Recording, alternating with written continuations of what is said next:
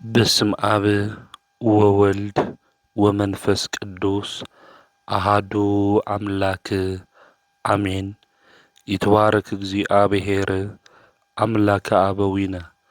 لزاب صحنا اسكزاتي ساعات قدمو خلو لعلو خلو نبزا ساعات زي أزب صحنا نايبوتاتنا ناي قدوسان أملاخ ناتناون أملاخ قدوس እግዚአብሔር ስሙ ዝተኸበረን ዝተመስገነን ይኹን። እማ አምላክ ወላዲታ አምላክ ቅድስተ ቅዱሳን ድንግል ማርያም ስለ ፍጹም አዶነታ ስለ ፍጹም ክብራ ክብርን ምስጋናን ይብፅሐያ። ከምኡ እውን ቅዱሳን አቦታትና ቅዱሳን አዴታትና ብዝተወሃቦም ክብሪ መጠን ኩሉ ምስጋና ይብፅሐዮም። ክርስቶስ ተንሥአ እሙታን በአብይ ኃይል ወስልጣን አሰሮ ለሰይጣን አግዓዞ ለአዳም ሰላም እሚዜሰ ኮነ ፍስሐ ወሰላም። ብትንሣኤኡ ትንሣኤና ዘአውጀልና ካብ ሙታን በኩሩ ኮይኑ ዝተንስአ ብጎይታና ብመድሓኒትናን ብኢየሱስ ክርስቶስ ፍጹም ሰላም ከመይ ትጸንሑ ከመይ ትኾኑ። ሰላም እግዚአብሔር ምስ ኩላትኩም ይኹን። እንኳዕ ንሰማዕቱ ቅዱስ መርቆሬዎስ ወርሓዊ በዓል ብሰላም አብጽሖኩም አብጽሐና። በኦርቶዶክሳዊት ተዋህዶ ቤተ ክርስቲያን ዕለት 25 ናይ ሰማዕቱ ቅዱስ መርቆሬዎስ መዘከርታ በዓል ንገብር ኢና። ቅዱስ መርቆሬዎስ መን እዩ? ካብ ቅዱስ መርቆሬዎስስ እንመሃሮ እንታይ እዩ ዝብል ክንምልከት ኢና። አምላኽና ቅዱስ እግዚአብሔር ኣብ ነገራትና ኩሉ እናኣተወ ንህይወትና ዝጠቅም ንዓና ዝረብሕ ቃሉ ንከምህረና ቅዱስ ፍቃዱ ይኹነልና። መርቆሬዎስ ናይ መጀመርያ ሽሙ ፊሊፓዶር ተባሂሉ እዩ ዝጽዋዕ። መርቆሬዎስ ማለት ንአብ ፈታዊ ናይ ኢየሱስ ክርስቶስ አገልጋሊ ማለት እዩ። ተወሊዱ ዝዓበየሉ ድማ ኣብ ሮማ ከተማ እዩ። አቡኡን አቦ ሓጉኡን ወይ ከዓ አቦ ጎይቶንኡ አራዊት ብምህዳን እዮም ዝነብሩ ነይሮም። ሓደ እዋን ከም ልማዶም አራዊት ከሃድኑ ናብ ደኒ ይኸዱ። አብዚ ግዜ እዚ መጻወዲ ገይሮም አራዊት እዮም ዝሃድኑ ነይሮም። ኣብዛ እዋን እዚኣ ኣብ መጻወዲኦም ውሽጢ ዝኣተዉ ግን ካብቲ ዝለመድዎ ወጻኢ ዝኾኑ አራዊት እዮም። ገጾም ገጸ ከለባት ዝኾኑ ክልተ ኣወዳት ረኸቡ። ኣብዚ ግዜ እዚ ብጣዕሚ ደንገጹ። መልክዖም ከም አንበሳ ዝመስል፣ ዓይኖም ድማ ከም ሓዊ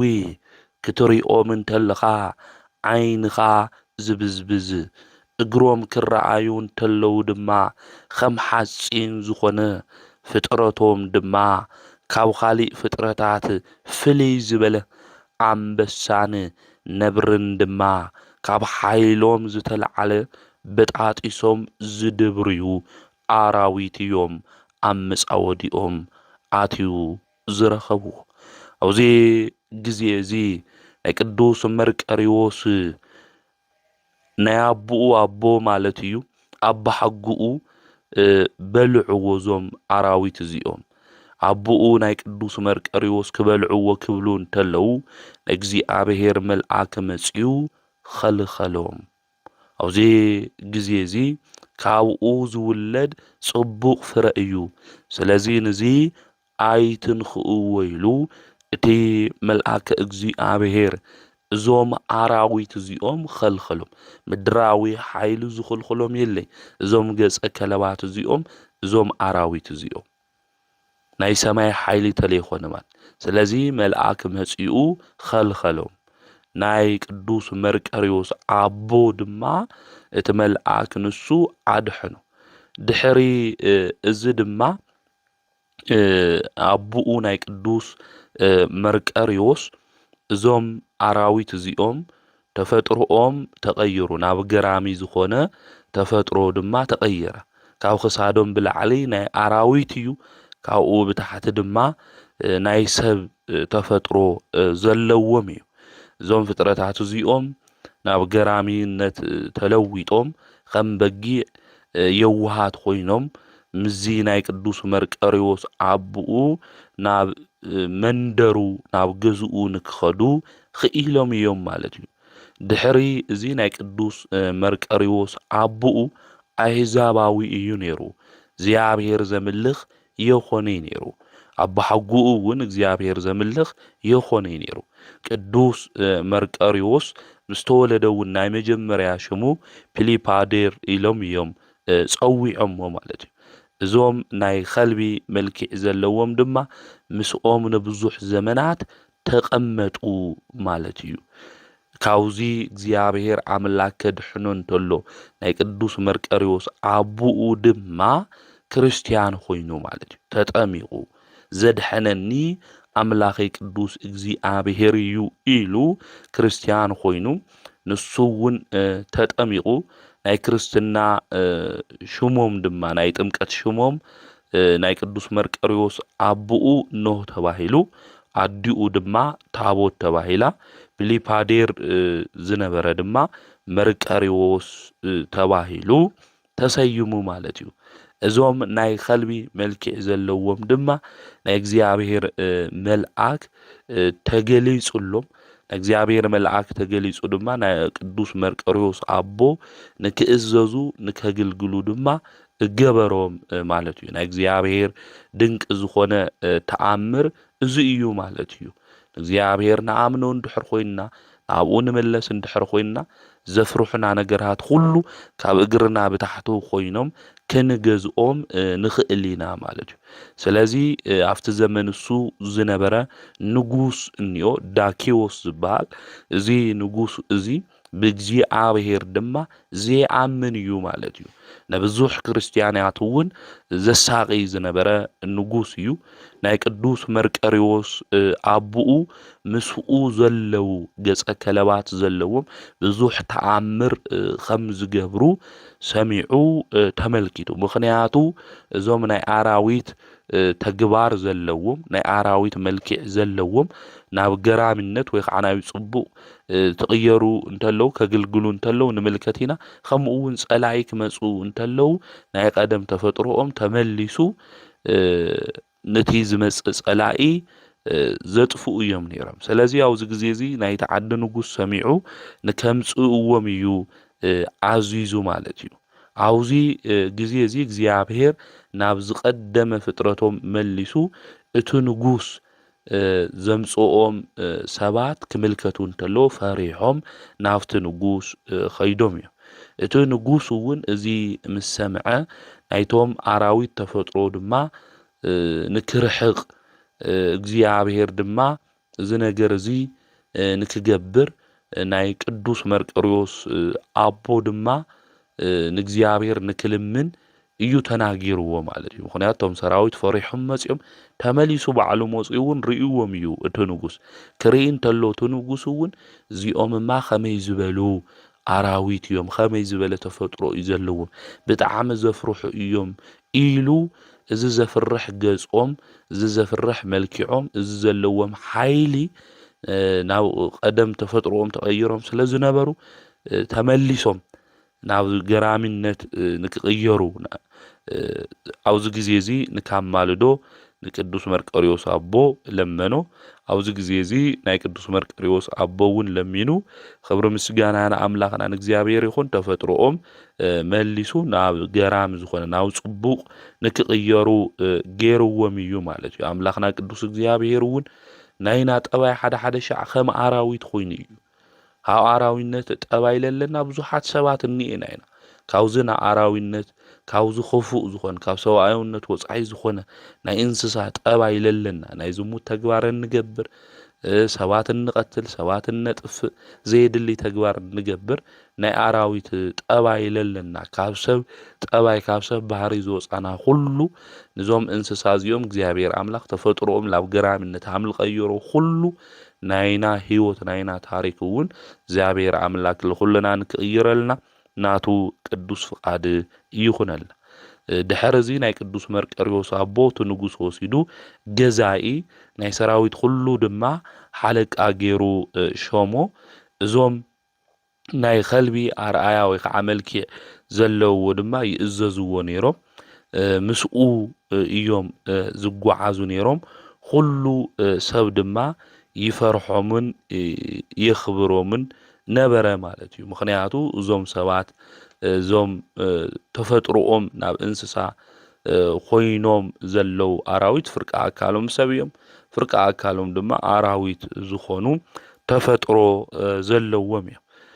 ድሕር እዚ ናይ ቅዱስ መርቆሬዎስ አቦ ተሾይሙ ናብ ውግእ እዩ ኸይዱ ናብ ውግእ ክዋጋ እንተሎ ድማ ናይ ቅዱስ መርቆሬዎስ አቦኡ ዝተሰዓረ ዝተሸነፈ ይመስልዎ ንጉስ አብኡ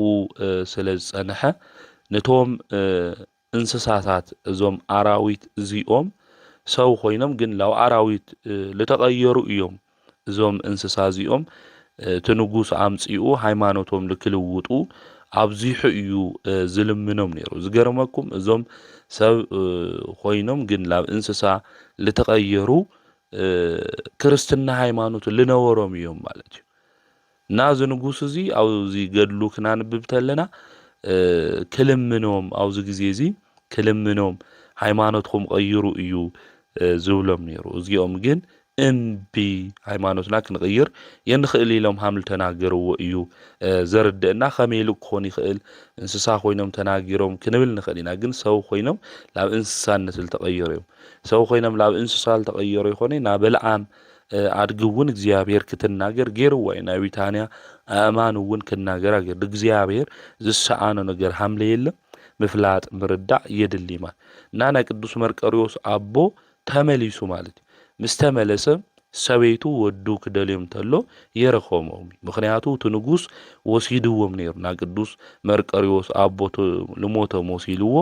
ወሲድዎም ነይሩ ናይ ቅዱስ መርቆሬዎስ አዲኡ እውን ወሲዱ ክምርዓዋ አዩ ደልዩ ነይሩ ንጉስ ንሳግን እምቢ ላቶ ንሓደ ወታደር ካውዚ ቦታ እዚ ብስውረው ጸአኒ ላቶ ለሚናቶ ምስ ወዳ ኮይና ምስ ቅዱስ መርቆሬዎስ ናብ ኻሊእ ቦታ ብስደት ኸይዳ እያ ማለት እዩ አቡኡ እውን ክረኽቦ የኸአለይ ሰዊቱ እውን ክረክብ የኸአለይ ንኻልአይ ግዜ ዝመኮንን እዚ ናይ ቅዱስ መርቆሬዎስ አቦ ክዋጋእ ድማ ኸደ ማለት ክዋጋ ክኸድ እንተሎ ድማ እቶም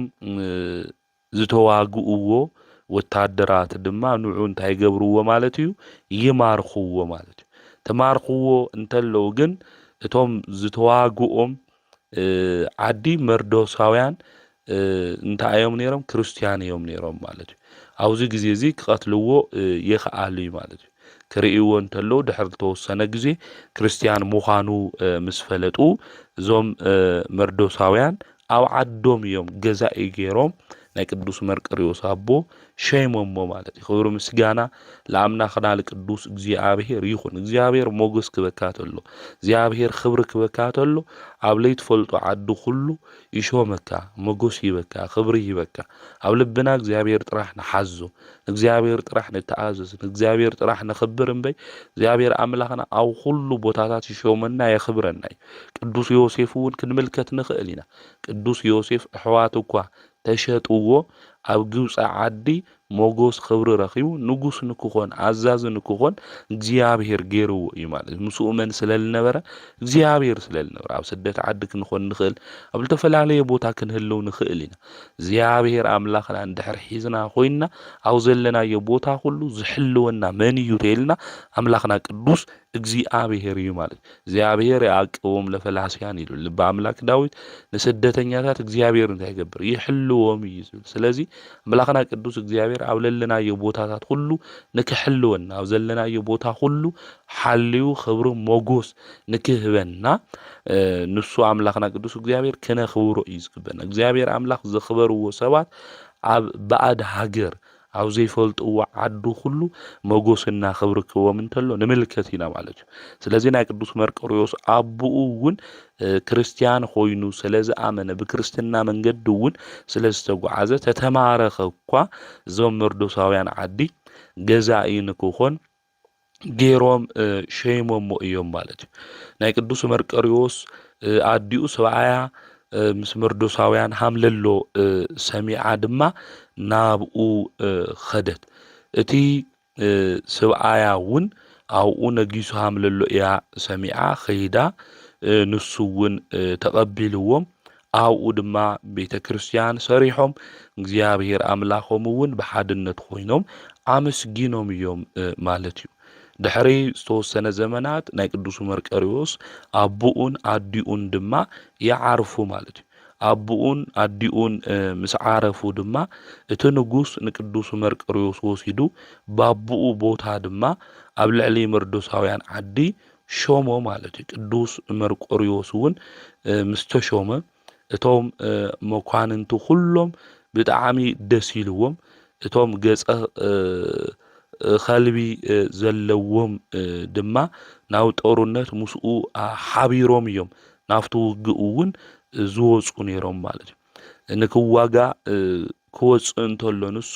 ናይ ቀደም ናይ ኣራዊት ዝኾነ ተፈጥሮም እግዚአብሔር ይምልሰሎም ስለ ዝነበረ ማንም ዝኽእሎም የነበረ ማለት እዩ ና ንቅዱስ መርቆሬዎስ ዓውይ ናይ ዓወት ምግባር ሓይሊ ተዋሂብዎ ዘይንኡ ሁሉ ኣብ ሁሉ ቦታ ዓዲ ካብ ቤተ መንግስቲ ጀሚሩ ኣብ ዓዲ ሁሉ ተሰሚዑ ኣብ ቤተ መንግስቲ ካብ ዘለዉ ሰባት እውን ልዕል ዝበለ ንክኾን ክኢሉ ማለት እዩ ቅዱስ መርቆሬዎስ ኣብ ሓደ እዋን ጣዖት ዘምልኽ ዳኪዎስ ዝበልናዮ ንጉስ ናይ ብርብር ጸለእቲ ኣብ ልዕሊኡ ተላዒሎም ክዋግእዎ መጺኦም ሰራዊት ሁሉ ኣኪቦም እዮም መጺኦም ማለት እዩ ብዙሓቶም እውን ከም ምድሪ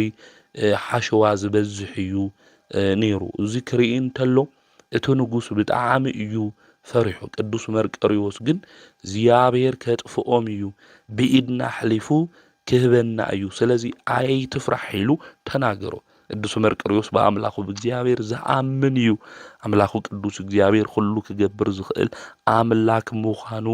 ዝፈልጥ እዩ ማለት ስለዚ ኣይትፍራሕ እግዚአብሔር ከጥፍኦም እዩ ኢሉ ናይ እግዚአብሔር ሓያልነት ናይ እግዚአብሔር ክብሪ ቅዱስ መርቆሬዎስ ተናገር ንሕና እውን ብህይወት ዘመንና ዘጭንቁ ነገራት ክመጹ እንተለዉ ዝፍቱንና ነገራት ክመጹ እንተለዉ ብዙሕ ነገር ብህይወትና ዘመን ከጋጥመና እንተሎ እግዚአብሔር አምላኽ ክሕልፎ እዩ ሁሉ ዝኽእል እዩ እግዚአብሔር ልበይ ትፍራሕ እናበልና ንውሽጥና ክነጽናዕንዖ ንባዕልና እውን ጽኑዓት ክንኾን ኣብ እግዚአብሔር ዝተደገፍና ክንኸውን እዩ ዝግብእና ማለት እዩ ና ድሕርዚ ቅዱስ መርቆሬዎስ ናይ እግዚአብሔር መልአክ ኣብ ውግእ ውሽጢ ረአዮ ዝተሰሓለ ሰይፍ ድማ ብኢዱ ውሽጢ እንዮ እዚ ሰይፍ እዚ ድማ እቲ መልአክ ሃዎ ማለት እዩ ጸሎእቱ ድማ ብዓወት ከም ዘሽንፍ ፈጣሪኡ አምላኽ ቅዱስ እግዚአብሔር ድማ ክዝክርሃም ለግብኦ ሓሰበ ማለት እዩ ስለዚ እዚ ዳኪዎስ ድማ ጣዖት ዘምልኽ እዚ ነገር እዚ ድማ ልክነሽንፍ አምላኽ ቅዱስ እግዚአብሔር ክትኣምን ኢካ ምክንያቱ ቅዱስ መርቆሬዎስ ክርስቲያን እዩ ዳኪዎስ እቲ ንጉስ ድማ ጣዖት ዘምልኽ እዩ ማለት እዩ እና እዞም ጸለእቲ እዚኦም ብዓወት ክነሽንፍ ኢና አምላኽ ቅዱስ እግዚአብሔር ግን ክተምልኽኒ ኢካ ኢልዎ ተመልአኩ እውን ተገሊጹ ነጊርዎ እዩ ነገር ግን ዳኪዎስ ብዓወት ምስተመለሱ ዝገበሮ እንታዩ እንድሕሪልና ናይ ፈጣሪና እግዚአብሔር ሹም ይኾነይ ጸውዑና አምላኹና እግዚአብሔር ሹም ረስዑ ማለት እዩ እግዚአብሔር አምላኽ ከምልኽ እየ ካብዚ ፈተናዚ ካብዚ መከራዚ የውፅአኒ ኢሉ ዳኪዎስ ማለት ድሓር ግን ብዓወት ዝነገር እዚ ንከሽንፉ ምስ ገበሮ ቅዱስ መርቆሬዎስ እውን ኣብቲ ውግእሱ እቲ መልኣክ ሰይፊ ሂብዎ እዙ 1000 ሰራዊት ብምሉኡ ክጠፍእ እንተሎ ባማኤት 1000 ዝቁፀር ዳኪዎስ ድሓረ እንታይ ገይሩ ናብ እግዚኣብሔር ኣምላኽ ሹም ረሲዑ እንዲያም እቲ መልኣክ ተገሊጹ ንምንታይ ናብ ፈጣሪ ናብ እግዚኣብሔር ሹም ምጽዋዕ ረሲዕኻ እስካብ ዝብሎ ማለት እዩ ንሕና ብህይወት ዘመንና እግዚኣብሔር ኣምላክ ዛ መዓልቲ እዚ ኣሕልፈኒ ዛ ፈተና እዚ ኣሕልፈኒ ዛ መከራ እዚ ኣሕልፈኒ ኣምላኸይ ዛ ነገር እዚኣ እንድሕር ሕሊፍኻኒ እዚኣ ክገብረልካ እየ ሓምዚ ከግልግል እየ ሽሙኻ ክጽውዕ እየ ብዙሕ መጽዋዕታት ኢና ንኣቱ እዚ ነገር እዚ ክሓድጉ እየ ካብ ሓጢኣት ክውፅእ እየ ንስሓ ክኣትው እየ ክቆርብ እየ ንስኻ ጥራሕ ካብዚ ፈተና እዚ ካብዚ መከራ እዚ ኣውፅአኒ ኢልና ንምሕፀን ማለት ክንሓምም ተለና ክኾን ይኽእል ክንሽገር ተለና ክኾን ይኽእል ብዝተፈላለየ መከራታት ክንኾን ተለና ክኾን ይኽእል ካብዚ መከራ እዚ ካብዚ ፈተና እዚ ኣምላኽና ቅዱስ እግዚኣብሔር ምስ ኣውፅአና ግን ለኣምላኽና ቅዱስ እግዚኣብሔር እንርስዕ ብዙሓት ኢና ማለት እዩ ስለዚ ክነስተውዕል እዩ ዝግብአና ከዚ ብህይወት ጠጠው ኢልና ንኸድ ዘለና ኣምላኽና ቅዱስ እግዚኣብሔር ምሕረቱ ኣብ ልዕለና ስለለብዝሕልና እዩ ስለዚ ቅዱስ ኣምላኽና እግዚኣብሔር ክነምስግኖ ይግባእ እዛ ፀሓይ እዚኣ ኣውፂኡ ዝእቲ ዘሎ ኣምላኽና ቅዱስ እግዚኣብሔር ኸምናይና ስራሕና ይኾነ ኸምናቱ ሕያውነት ምዃኑ ክንፈልጥ ክንርዳእ ይግብአና ጸላኢ ዝድብርዮ ክወግአና ዝደሊ ብዙሕ ነገራት እኮ እንዮ እቶም ናባና ዝተወርወሩ ነገራት ሁሉ ኣምላኽና ቅዱስ እግዚኣብሔር ንዓና ከይወግኡና ንዓና ወጊኦም ከይድብሩና ኣምላኽና ቅዱስ እግዚኣብሔር ብምሕረቱ ብሕያውነቱ ይሕልወና ማለት እዩ እዚ ኩሉ ዝገብረልና ዘሎ ሓላዊና ጓሳና ኣምላኽና ቅዱስ እግዚኣብሔር ክንርስዖ ይግብአና ተማላ ኣምላኽና ቅዱስ እግዚኣብሔር ክንወፅኦ ካብ ዘይመስል ጸልማትና መከራ ከውፅአና ተሎ ካብኦም ስወፃና እኳ ኣምላኽና ቅዱስ እግዚኣብሔር እንርስዕ እኮ ብዙሓት እኮ ኢና ተመሊስና ብሓጢኣት ተመሊስና በደል ተመሊስና ኣብ ርኩሰት ተመሊስና ኣብ ዘይጠቅም ቦታታት እንቕመጥ እኮ ወገናት ብዙሓት ኢና ስለዚ ልብና ከስተውዕል እዩ ዝግብኦ ዳኪዎስ እውን ካብዚ መከራ እዚ እግዚኣብሔር የውፅኦ እዩ እምበር ንእግዚኣብሔር ኣምላኽ ከም ዘምልኽ መስዋዕቲ ከም ዘቕርብ ከም ዘምልኾ እዩ ተናጊሩ ነይሩ እግዚኣብሔር ካብዚ ፈተና እዚ ምስ ኣውፅኦ ካብዞም ናይ ብርብር ካብ ምድሪ ሓሸዋ ዝበዝሑ ዝነበሩ ሰራዊት ኩሉ መልኣኩ ልኢኹ ቅዱስ መርቆሬዎስ እውን ናይ መልኣኩ ሰይፊ ሒዙ እዞም ሰራዊት እዚ ኩሉ ከጥፍእዎም እንተሎ ብእግዚኣብሔር ሓይሊ ኣምላኹ ቅዱስ እግዚኣብሔር ግን ዳኪዎስ ረሲዑ ንጣዖት ከምልኽ እንተሎ ክዓጥን እንተሎ ንምልከት ኢና ንርኢና ንሕና እውን ሓደ ሓደ ሻዕ ህይወትና ከምዚ እዩ እቲ ዘድሕነና እቲ ዝፈወሰና ካብ ሕማምና ኩሉ ዘድሕነና እኳ ኣምላኽና ቅዱስ እግዚኣብሔር እኮ እዩ ሓሚምና ዓራት ክንተሓዝ እንተለና ኣምላኸየ ድሕነኒ ካብዚ ስቅያት ካብዚ መከራ ዝንበይ ንዓኻ እየ ዘመነይ ኩሉ ዘግልግል ቤተ ክርስቲያን እየ ዝመፅእ ንብል ኣብ መዓልቲ እኳ ሓደ ሻዕ ሽሙ ይንፅውዕ ምግቢ እኳ ክንበልዕ እንተለና ሽሙ ፀዊዕና ባሪኽና ይንበልዒ ክርስቲያንስ ካብዚ ንመስል ኣምላኽና ቅዱስ እግዚኣብሔር ሓዲግና ኣሕዛባዊ ተግባር እንፍጽም ብዙሓት ኢና ዘለና ዘይርስዕ ኣምላኽ ዘይርስዐና ኣምላኽ ንሕና ግን ንርስዖ ማለት እዩ ኣብ መከራና ግዜ ዘይርስዐና ነዚ ኮይ ልባ ኣምላክ ዳዊት ኣብ መከራይ ግዜ ዝሰምዓኻ ንዝብል ኣብ መከራ ግዜ ዝሰምዕ መን ይህልው ወገናት ኣብ ውድቀትና ግዜ ዝሰምዐና ለይቲ ሙሉእ ነበኸና ንብዓትና ሁሉ ዝሕብሰልና ነገራትና ሁሉ ለስተኻኽለልና እኮ ነገርና ምስጢርና ሁሉ ዝሕብአልና እኮ ቅዱስ ኣምላኽና ንሱ እግዚኣብሔር እዚ ኣምላክ ዝሃሚልና ንርስዖ ስለዚ ልቢልና ክንስተውዕል ይግብአና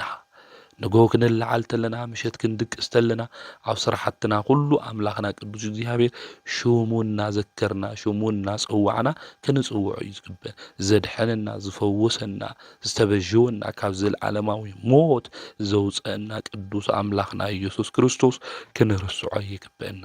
ዳኪዎስ ግን ነዚ ኣምላኹ ቅዱስ እግዚኣብሔር እዚ ረሲዕዎ ማለት እዩ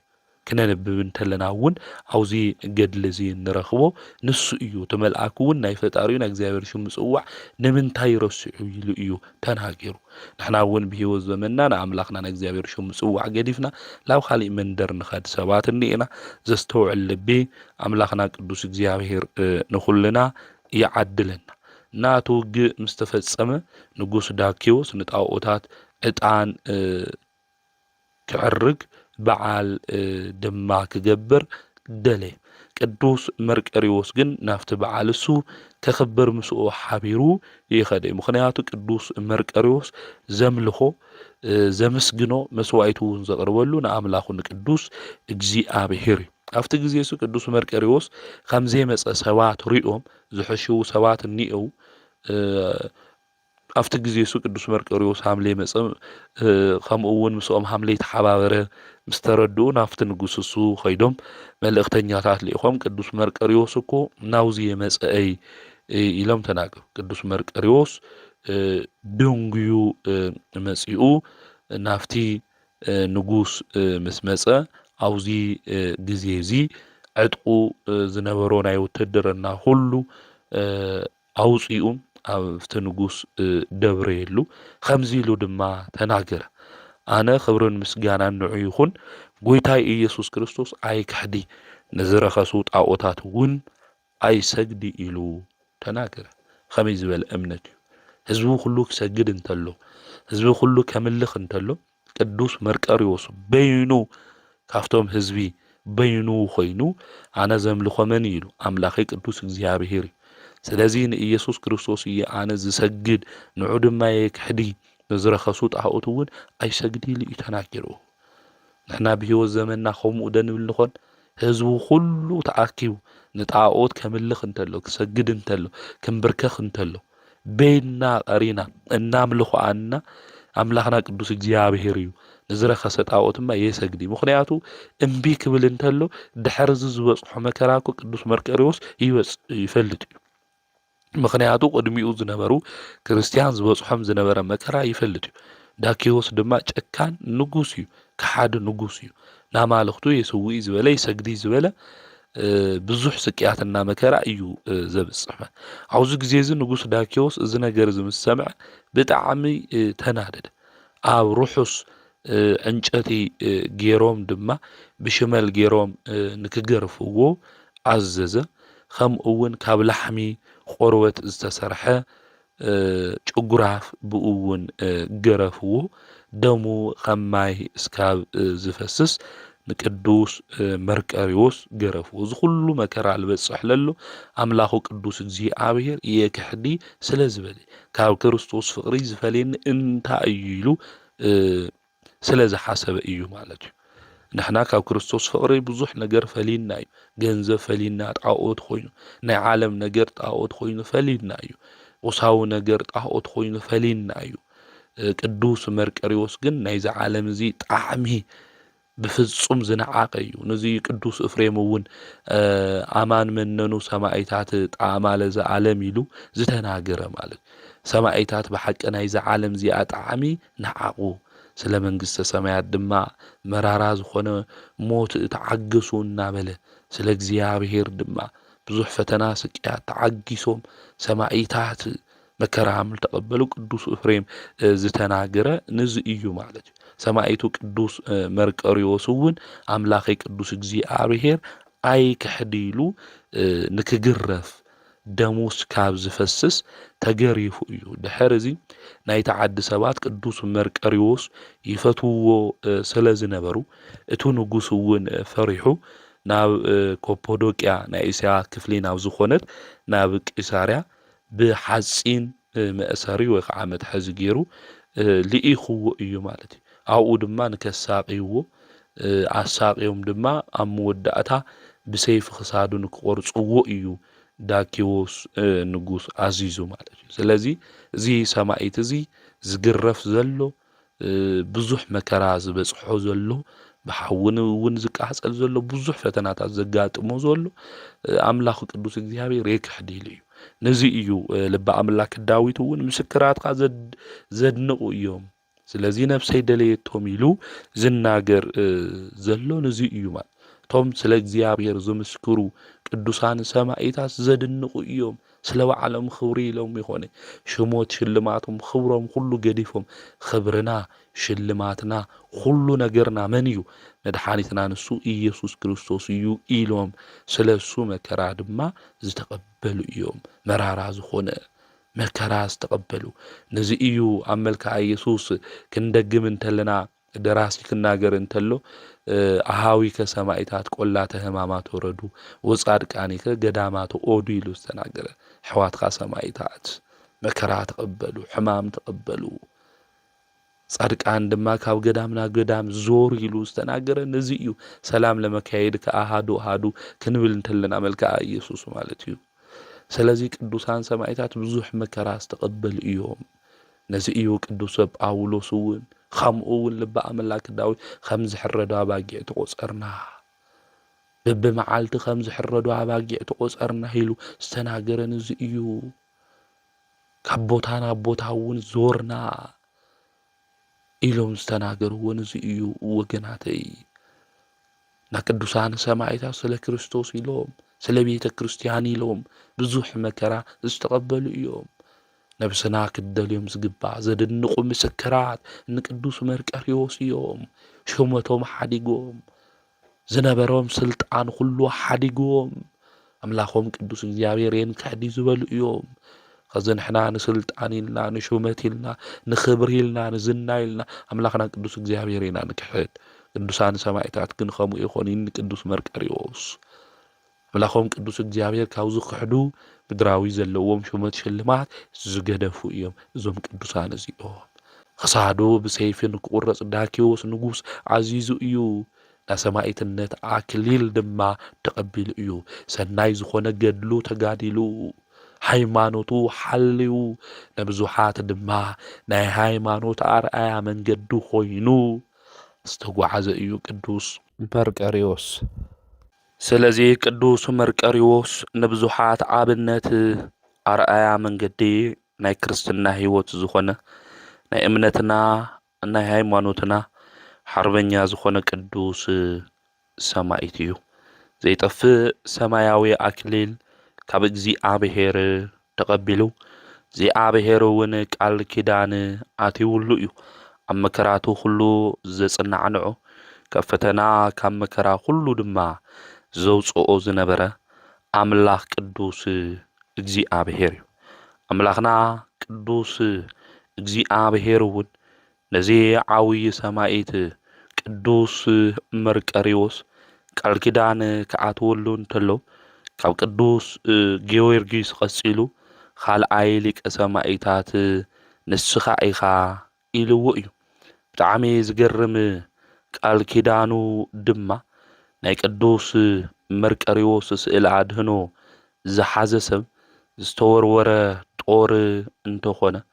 ከምኡውን ካብ ድንገት ዝኾነ ሓደጋ ካብ ዝተተኮሰ ጥይት እንተኾነ ከም ዘይንኽኦ መድኃኔ ዓለም ቃል ኪዳን ኣትይውሉ እዩ ስለዚ ቅዱስ መርቀሪዎስ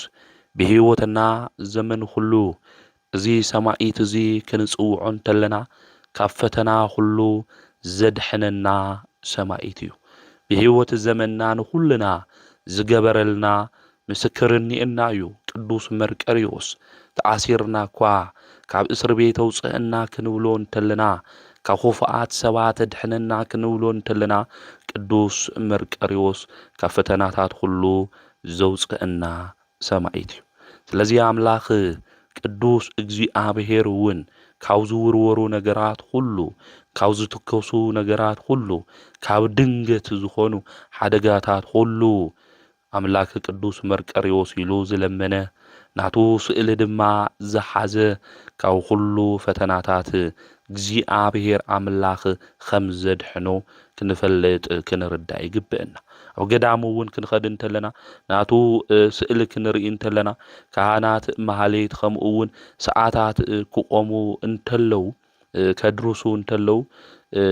ናይ ቅዱስ መርቀሪዎስ ስእሊ ዘለዎ እቲ ፈረስ ከም ዝንቀሳቀስ بعيننا مسكر خوينا خلاتنا رئينا يوينا أزي دنقينا እግዚአብሔር ተአምር እዩ ተአምር ማለት ከአይምሮ ብላዕሊ እዩ ማለት እዩ ስለዚህ ሰማይቱ ቅዱስ መርቀሪዎስ ብዙሕ ተአምር ዝገብር ሰማይቱ እዩ ማለት እዩ ቅዱስ መርቀሪዎስ ምስ ዓረፈ እውን ብስእሉ ብዙሕ ተአምር ገይሩ እዩ ብሽሙ እውን ኣብ ዓለም ኩሉ ኣብያተ ክርስቲያናት ተሃኒጾም እዮም عبيت زخونو እግዚአብሔር ብዝሃቦ ስልጣን ብዙሕ ተአምራት እውን ገይሩ እዩ ካፍቲ ተአምር ሓደ ክንምልከት እንተለና ኦልያኖስ ኣብ ዝነገሰ ግዜ ክብሪ ምስጋና ንኣምላኽና ንእግዚአብሔር ይኹን እሞ እዚ ኦልያኖስ ዝበሃል ንጉስ ንእግዚአብሔር ኣምላክ ክሒዱ ኣብዚ ግዜ እዚ ቅዱስ ባሲሊዮስ ዘቂሳርያ ሊቀ ጳጳሳት ፓትርያርክ እዩ ነይሩ ተአምራቱ ኣብ ዝተጻሕፈሉ መጽሓፍ ከም ዝተጻሕፈ ምእመናን ብጽኑዕ ስቓ እዩ ኦልያኖስ ዘሳቂ ነይሩ ንዑ ክመክር ካብ ስሕተቱ ንክምልስ ቅዱስ ባሲሊዮስ ናፍቲ ንጉስ እዩ ኸይዱ ንሕና ንዛጥፍኡ ሰባት ክንመክር እዩ ዝግብአና ካብ ጥፍኣቶም ንክምለሱ ካብ ስሕተቶም ንክምለሱ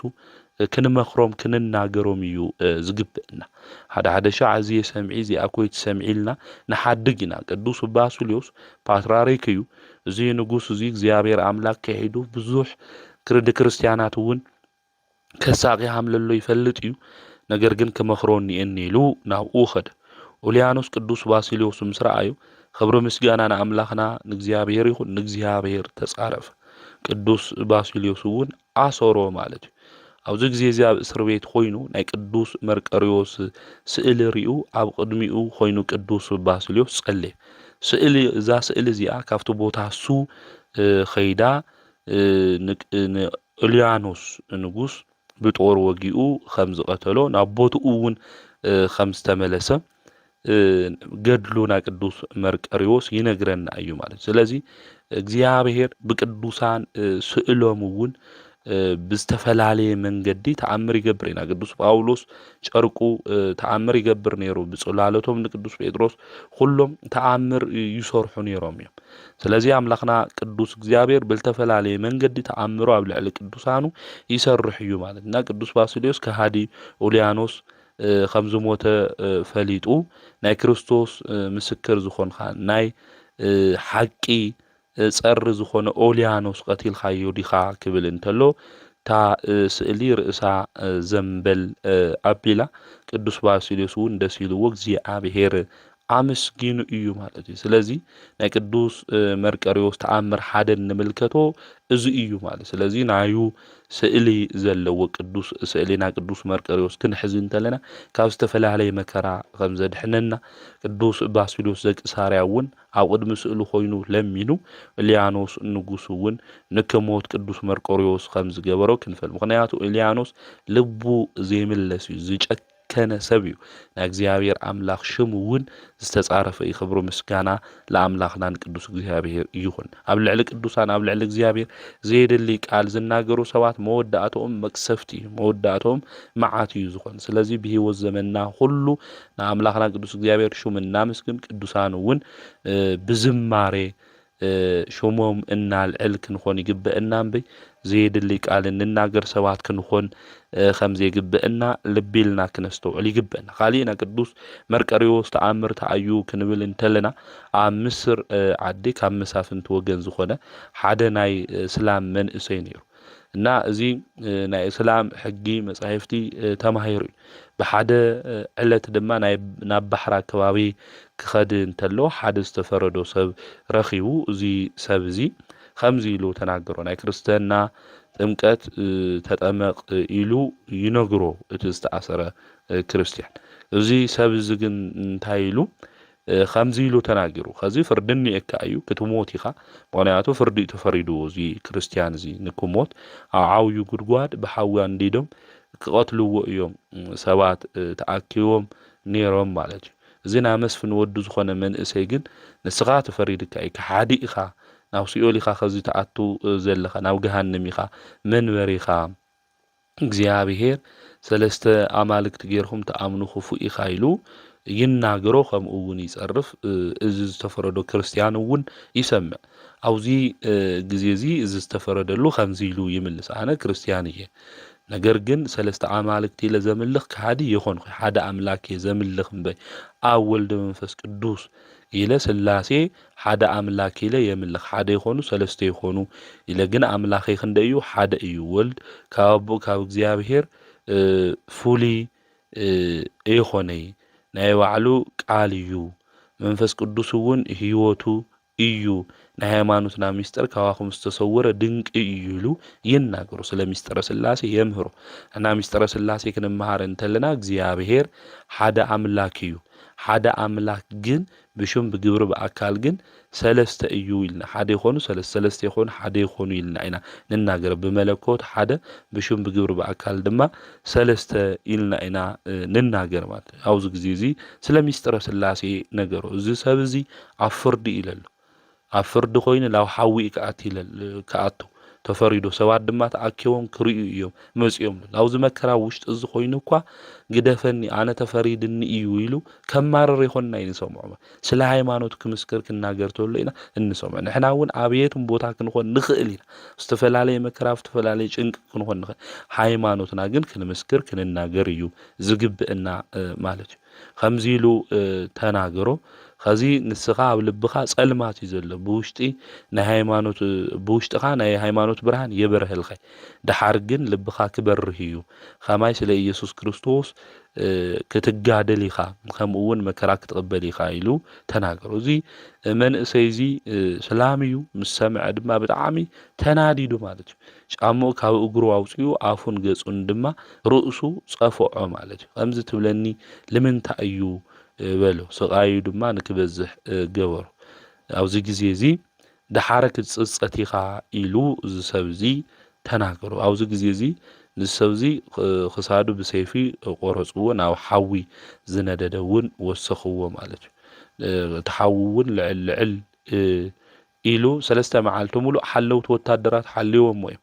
ነገር ግን ላፍተ ሓዊ ተተደብረየ እኳ ወርቂ ያው ሓዊ ከም ዝፍተን ሁሉ ስግኡ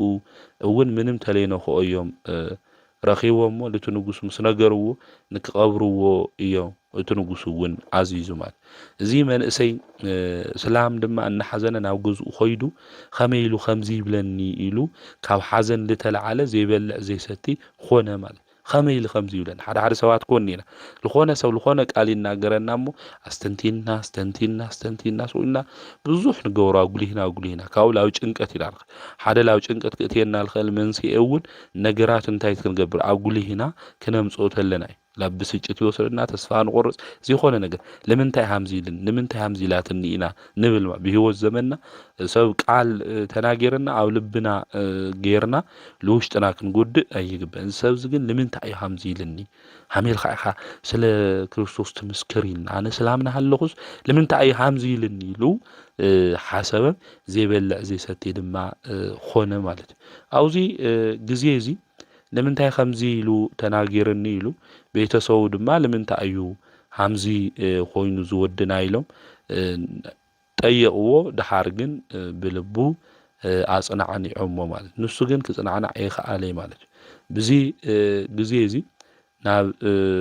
መቃብር ነብይ ክኸድየ ይብሎም ማለት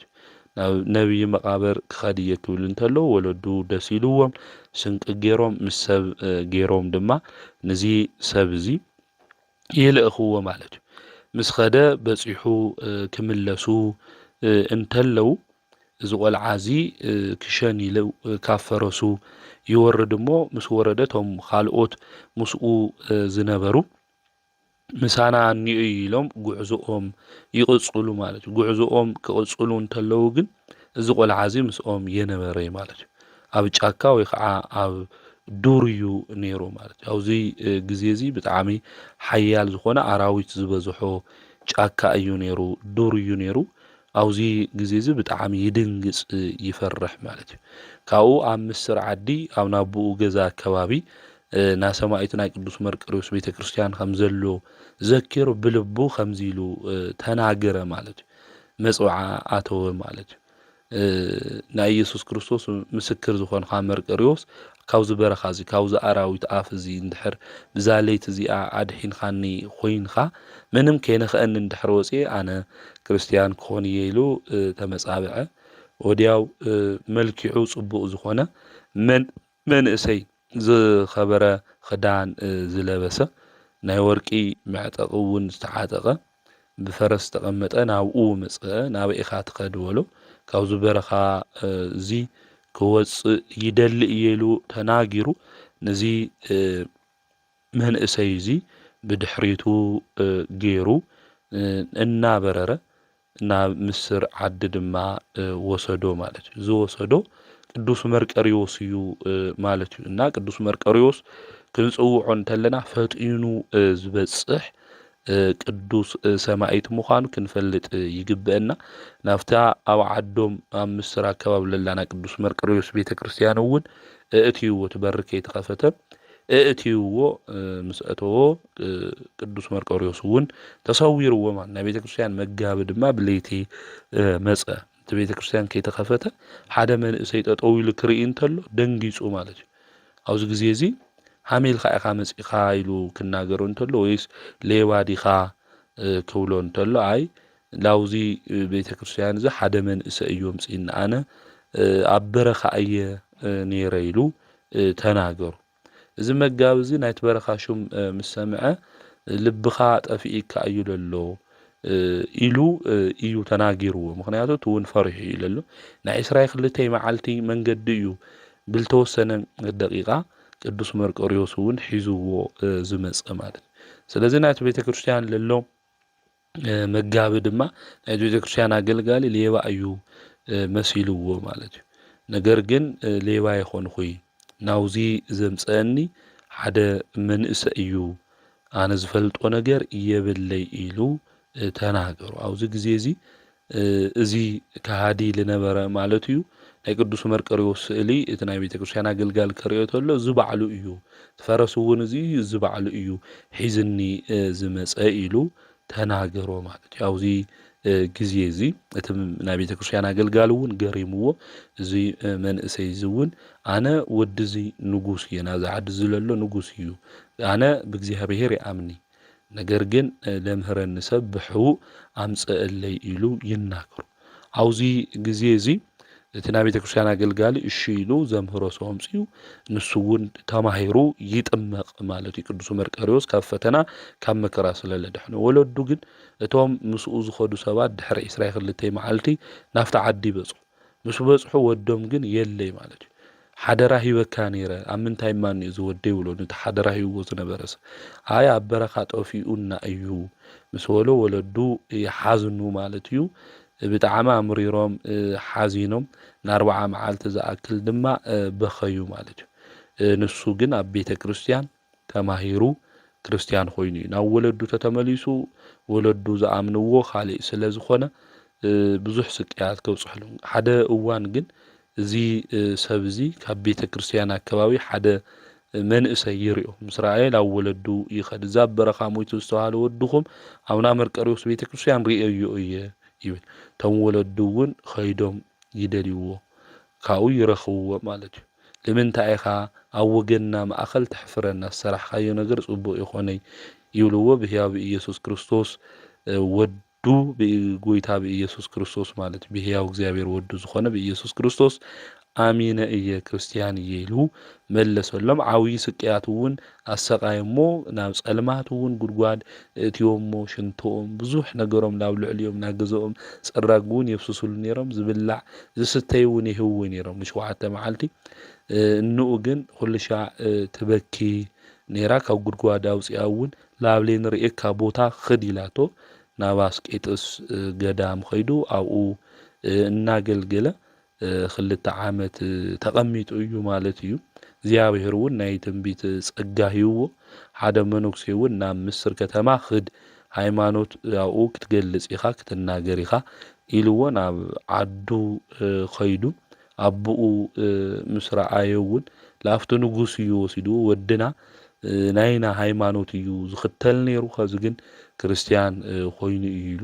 تنقصون تحق تعيو مسولو بليت قدوس مرقريوس خمسة جلسلو أفرس أميتون نا بيت كريستيانو خمسة أنا إسرائيل خلتي معالت من جدي خم عيني متقاس خوينو مالتي بها قصبت خمسة مسؤو سئلو تريتلو سمخانو خمسة رد لتنقص ينقرو مالتي تنقصون زم السمع بتعمي عدنيقو بمفرح خوينو كجبر الخاتدلي تعيو ولدو لحسوه مكرا كوصحلو سقيات كوصحلو يوم حاسيوم ነገር ግን ናይ ቅዱስ መርቀሪዎስ ልጎሮ ተአምር ክናገር እንተሎ ናይት ንጉስ ልብውን ራህርዩ ማለት ስለዚህ ለጨካናት ልብ ዘረህርህ እዩ ቅዱስ መርቀሪዎስ ሹሙ አመከራ ፈተና ክንሆን እንተለና ክንጽውዖ እዩ ዝግብእና ማለት አውዚ ግዜዚ ታይክ ገብረልኻ ክብሎ እንተሎ ናይ ቅዱስ መርቀሪዎስ ቤተ ክርስቲያን ክስራሕለይ ይደል እየ ና መላእክት ሓለቃና ቅዱስ ሚካኤል ውን ምስኡ ኢሉ ምስ ነገሮት ንጉስ ባስቸኳይ ንክህነጽ አዚዙ አፍታ ቤተ ክርስቲያን ውሽጥ ውን ብዙሕ ተአምራት ተገሊጹ ንሱ ውን አቤሚኔት ኮይኑ ብዙሓት መንኩሶም እዮም ክልተ ድርሳናት ውን ደሪሱ ካዲያን ውን አምሂሩ ናብ ዝቀነአ ሃይማኖት መሊሱ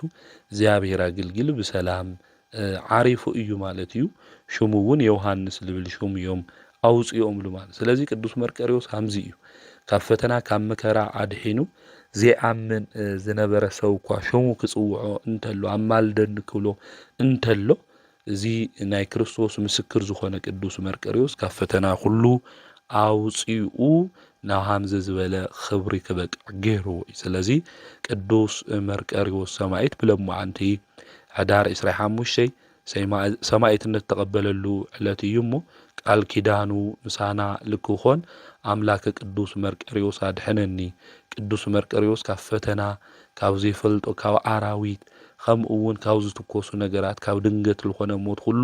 ካብ ኾፉእ ነገር ሁሉ ሰውረኒ ናይ ክርስቶስ ምስክር ኢልና ክንጽውዕ ይግብአና ነብስና ውን ክትደልዮ ዝግባእኑ እዩ ምስክራትካ ዘድንቁ እዮም